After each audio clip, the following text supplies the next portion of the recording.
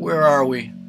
What's the human condition? The big picture view has a golden thread connecting us to the dawn of time, which arcs through protoplasm from single cells and chlorophyll to the fireworks of consciousness, where it finds us today, conscious of our growing awareness, exploding access to data, limited knowledge, and our exciting and dangerous global predicament.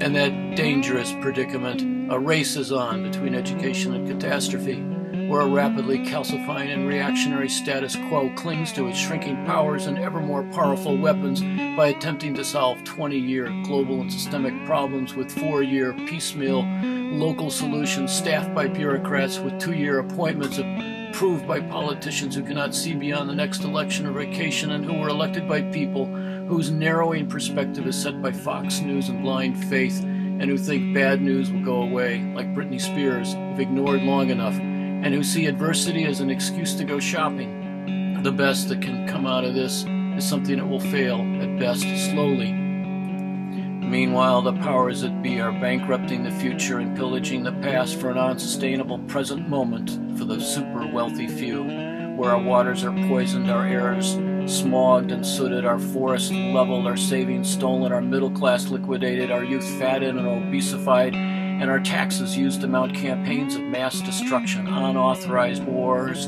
and bailouts for the unending greed of the fear-fueled few who have stolen our elections, assassinated our leaders, and strip-mined our basic human rights using the silent violence of the surveillance and security state, and the insanity of using half our tax dollars on imaginary enemies, all in the appallingly cynical name of patriotism and economic growth, and where the idea of social justice and moral vision is based on the sociopathic assumption that the more I have and the less you have, the better.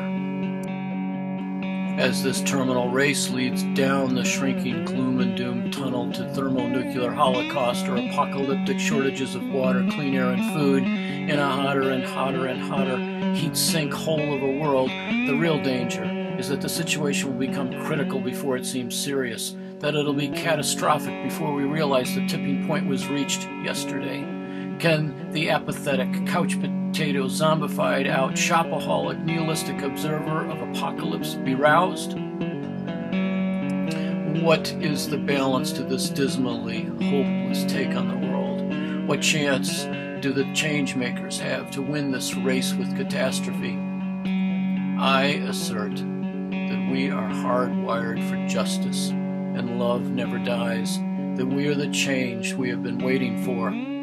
As technology transforms itself in us, adding perspective, power, and capacity to ability, values, and initiative, providing permission and energy to the teenage visionary by lowering entry barriers to the new, transforming borders and walls into nets, nodes, and connections that undermine, delegitimize, and trivialize the status quo, the world rocks and changes, sometimes fast, sometimes invisibly, but it changes.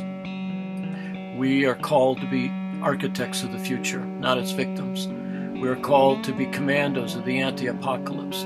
We're called to be problem solvers, visionary designers of utopia. Assumptions encase us in the past. To be truly radical is to make hope possible, not despair convincing. What is possible when we couple moral vision with technological capability and capacity and resource sufficiency? What do we get? Abundance. Technology is a way of organizing the universe so it becomes us. Who are we? What do we want? Can we succeed? The answer is yes, we are. We are winning this race, this battle, this apocalyptic showdown. Just look around. Open those beautiful eyes. We are hardwired for justice.